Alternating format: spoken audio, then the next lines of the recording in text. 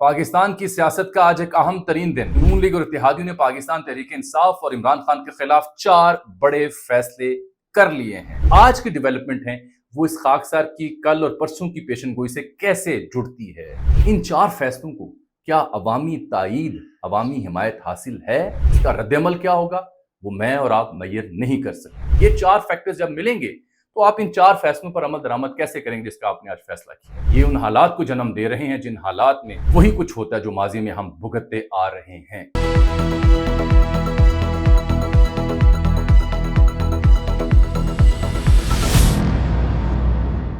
Sound point Ajmal Jami official में खाकसर आपको खुशामदीद कहता है। पाकिस्तान की सियासत का आज एक अहम तरीन दिन जब विफाकी हुकूमत यानी नून लीग और इत्तेहादियों ने पाकिस्तान तहरीक इंसाफ और इमरान खान के खिलाफ 4 बड़े फैसले कर लिए हैं। लेकिन क्या इमरान खान और पीटीआई के खिलाफ इन 4 फैसलों पर अमल दरामद हो पाएगा या नहीं? ये 4 बड़े फैसले हैं क्या और इसके कॉन्सिक्वेंसेस क्या निकलेंगे? तफसील आज आपकी खिदमत में इस व्लॉग में अजमल जामी ऑफिशियल में मैं पेश करूंगा। चैनल को सब्सक्राइब कर लें, टल्ली वाला बटन दबा लें ताकि वीडियोस के नोटिफिकेशंस आप तक पहुंच रहे हैं, क्योंकि हमारे यहाँ लेस फनकारी मोर जानकारी। और जानकारी का सबूत यह है कि पिछले 2 दिनों से जिस सूरत हाल का जायचा या खाका ये फकीर अपनी मालूमात की बुनियाद पर बना रहा था उसका पहला नतीजा आज आ चुका है। कल के वीलॉग को उसके क्लिपिंग काट के कि मैं जो 2-3 माह में आने वाले 2-3 माह में जो मुस्तकबिल देख रहा था अपनी मालूमात की बुनियाद पर, वो सोशल मीडिया पे दोस्तों ने वायरल किया। उसका मफहूम भी समझाऊंगा कि क्या वाकई हम इमरजेंसी या किसी और सूरत की जानिब जा रहे हैं, और जो आज की डेवलपमेंट है वो इस खाकसार की कल और परसों की पेशनगोई से कैसे जुड़ती है। पीटीआई क्या खामोश रहेगी या नहीं? क्या बैनुल अक़वामी बरादरी का प्रेशर बढ़ेगा या नहीं? ये सब मालूमात आज के इस व्लॉग में। सबसे पहले तो हुकूमत ने 4 अहम फैसले किए। सुप्रीम कोर्ट का जब फैसला आया मखसूस नशिस्तों का, तो उसके बाद से लेके आज के दिन तक कुछ खामोशी रही। इत्तला मिली कि मरी में इजलास हो रहा है, फिर वो मनसूख कर दिया गया। लेकिन मेरी खबर यह है कि असल इजलास मरी में नहीं, इस्लामाबाद रावलपिंडी में हुए हैं पिछले 2-3 दिनों के अंदर, मखसूस नशिस्तों के केस के बाद, उस फैसले के बाद। और फिर आज अता तारड़ विफाकी वज़ीर इत्तलात मंजर आम पर आए हैं और उनका जी आज की प्रेस कॉन्फ्रेंस इंतहाई गैर मामूली है, इंतहाई अहम है। क्यों? वो ये कहते हैं कि हमने 4 फैसले किए हैं। नंबर 1, पाकिस्तान तहरीक इंसाफ पर बैसियत सियासी जमात विफाकी हुकूमत पाबंदी आयद करने का ऐलान कर रही है। इस कार्रवाई का आगाज किया जाएगा। ये कैसे लगती है पाबंदी और क्या लग पाएगी या नहीं, और सुप्रीम कोर्ट कहाँ खड़ी होगी इसमें, ये भी इत्तला देता हूँ। नंबर 2, उन्होंने कहा जी कि जो आर्टिकल 6 की कार्रवाई हमने करनी है, उस वक्त के सदर आरिफ अलवी, उस वक्त के वज़ीर आज़म इमरान खान और उस वक्त के डिप्टी स्पीकर कासिम सूरी, जिन्होंने रूलिंग दी थी कि उन्होंने गैर कानूनी तौर पर असेंबली तहलील की, इसलिए कानून को इन्होंने मस्ख किया, इसलिए इन पर आर्टिकल 6 की कार्रवाई लगती है। आर्टिकल 6 की कार्रवाई को याद रखिएगा, सबसे अहम है, क्योंकि इसका आगाज पार्लिमान से होना है, पार्लिमान इसकी मंजूरी देती है। नंबर 3, उन्होंने कहा कि जो मखसूस नशिस्तों का फैसला है सुप्रीम कोर्ट का, उसमें जो पीटीआई ने मांगा ही नहीं वो उन्हें दिया गया है, आइन को रीराइट किया गया है। लिहाजा हमने और हमारी इत्तेहादी जमातों ने फैसला किया है कि हम इसके खिलाफ रिव्यू डालेंगे। मखसूस नशिस्तों के केस में रिव्यू का दायरा कार इंतहाई महदूद होता है, 188 आइन का आर्टिकल है उसके तहत। इसकी डिटेल भी मैं आपसे शेयर करूंगा। नंबर 4, बिरून मुल्क मुकीम जो पाकिस्तानी है, जो रियासत मुखालिफ सरगर्मी मुलव्वस पाए जाते हैं, यानी वो लोग जो पीटीआई के हक में बात करते हैं, उनके लिए लॉबिंग करते हैं, उनके पासपोर्ट्स और शनाख्ती कार्ड ब्लॉक किए जाएंगे और पार्लियामान से इस सिलसिले में करारदाद की मंजूरी ली जाएगी। ये 4 फैसले किए गए हैं। अब इसी से जुड़ी अगली खबर सुन लें। ये आशूरा गुजरता है, 9वीं और 10वीं मुहर्रम, अल्लाह करे खैर खैरियत से गुजरे। उसके बाद पार्लियामान का एक इंतहाई अहम इजलास होने जा रहा है जिसमें इन तमाम फैसलों की तौसीक की जाएगी।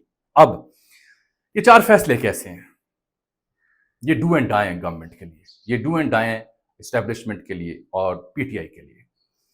इन 4 फैसलों से सिर्फ एक मतलब मुझे समझ आया है कि हुकूमत तकरीबन डेड एंड पे जाके बौखलाहट का शिकार हुई है, इसलिए ये 4 फैसले उन्होंने लिए हैं। इन 4 फैसलों को क्या अवामी तायीद, अवामी हिमायत हासिल है? जवाब है नहीं। क्या ये कोई आम सी छोटी सी पार्टी है जिसको बैन करना है? जवाब है नहीं।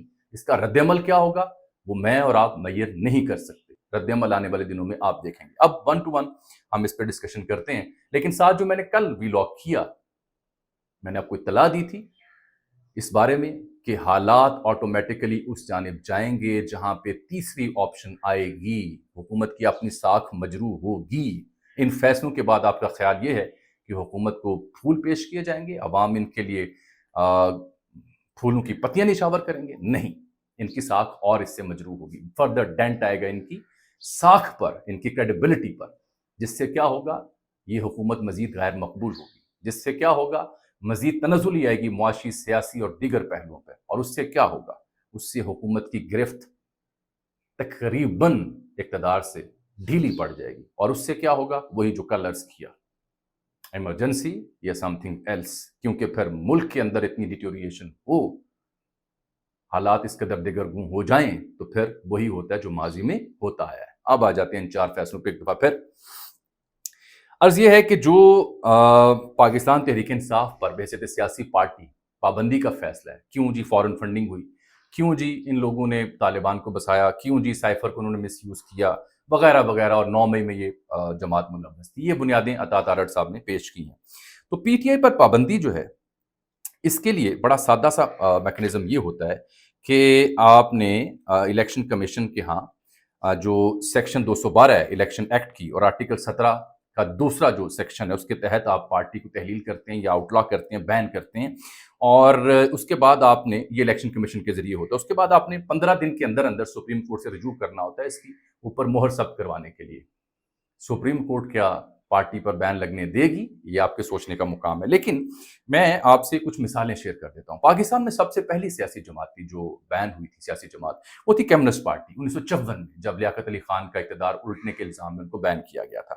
اس کے بعد دوسری پارٹی جو بین ہوئی تھی وہ جماعت اسلامی 1964 میں ہوئی تھی, لیکن جب وہ سپریم کورٹ میں معاملہ گیا تو انہوں نے سیٹ اسائڈ کر دیا تھا, وہ بین سسٹینیبل نہیں رہا تھا. پھر نیپ ہوتی تھی, نیشنل عوامی پارٹی, وہ بھی جب بین ہوئی تھی اسی دور میں 70 میں, تو اس پر بھی سپریم کورٹ نے اسے سیٹ اسائڈ کر دیا تھا. چوتھی مثال ہمارے سامنے آتی ہے ٹی ایل پی کی, جو 2021 میں خان صاحب کی گورنمنٹ تھی, لیکن اس کو جو آؤٹلا کیا گیا تھا وہ اے ٹی سی دہشت گردی کے معاملات میں اسے کیا گیا تھا, لیکن اس کی منظوری بھی پھر سپریم کورٹ سے چاہیے تھی. تو یہ 4 مثالیں ہیں. اب ان چاروں جماعتوں کا موازنہ پی ٹی آئی سے کریں تو حالات آپ کو مشکل دکھائی دیتے ہیں, کیونکہ جب آپ بین کر کے سپریم کورٹ جائیں گے, پی ٹی آئی کے خلاف چارجز پیش کریں گے, سائفر کا کیس آئے گا کہ سائفر کو غلط استعمال کیا, تو وہاں حکومت کو خود سے سائفر پیش کرنا پڑے گا.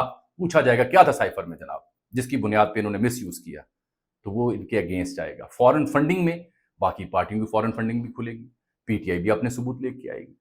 ریاست مخالف سرگرمیوں میں جب بات ہوگی, جب دہشت گردوں کو ملک میں واپس بسانے کی بات ہوگی, تو یہ بھی پوچھا جائے گا کہ اچھا جی وہ کون سے ذمہ دار تھے جن کے ہوتے ہوئے, کون تھے وہ لوگ اہم عہدوں پر جن کے ہوتے ہوئے اگر دہشت گرد بسائے گئے تو وہ کون تھے, صرف سیاسی لوگ تھے یا غیر سیاسی لوگ تھے. یہ بڑے اہم سوال اس سے جنم لیں گے. آگے آ جاتے ہیں ہم آرٹیکل 6 کی کارروائی کے اوپر, جو قاسم سوری صاحب, عمران خان صاحب, عارف الوی صاحب کے خلاف انہوں نے غیر قانونی طور پر آئین کو سبورٹ کیا اور اسمبلیاں تحلیل کی ہیں. یہ وہ واحد نقطہ ہے جہاں حکومت کو ایڈوانٹیج ہے, کیونکہ اس کی منظوری پارلیمان نے دینی ہے. یہ پارلیمان کی نظر سے یہ آرٹیکل 6 کی خلاف ورزی کے مرتکب ہوئے ہیں, لیکن وہ بھی again at the end Supreme Court ہی جائے گا. لیکن یہاں حکومت کو ایڈوانٹیج ہوگا, یہ کارروائی کرنے کے مجاز ہو سکتے ہیں, کیونکہ آپ کو یاد ہوگا مشرف ہو یا آرٹیکل 6 کے دیگر کیسز ہوں, ایک ہی مثال ہمیں نظر آتی ہے, وہ پارلیمان کی توثیق سے ہوتی ہے. یہ ایک تگڑا نقطہ مجھے ان 4 خبروں میں یہ واحد تگڑا نقطہ دکھائی دیتا ہے. پھر آ جاتا ہے ریویو. ٹھیک ہے, جو ریویو ہم نے کرنا ہے مخصوص نشستوں کے فیصلے کے اوپر. ریویو میں جو حکومت کی مانگ ہے وہ ریویو کے ایمبٹ میں نہیں آتی 188 کے اندر. کیوں نہیں آتی؟ کیونکہ ریویو جب بھی آتا ہے تو آپ نے دیکھا ہوگا 90-95% ریویو اڑ جاتا ہے, مینٹینیبل ہی نہیں ہوتا.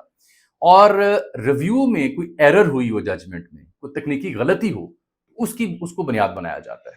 میں نے آپ سے کہا تھا نا کہ حکومت کوشش کرے گی اس فیصلے کو ہم نے نہیں ماننا, تو آج اس کا ثبوت آ گیا, خبر تجزیہ درست ثابت ہوا. لیکن ریویو والا معاملہ بھی ان کا ویک ہے.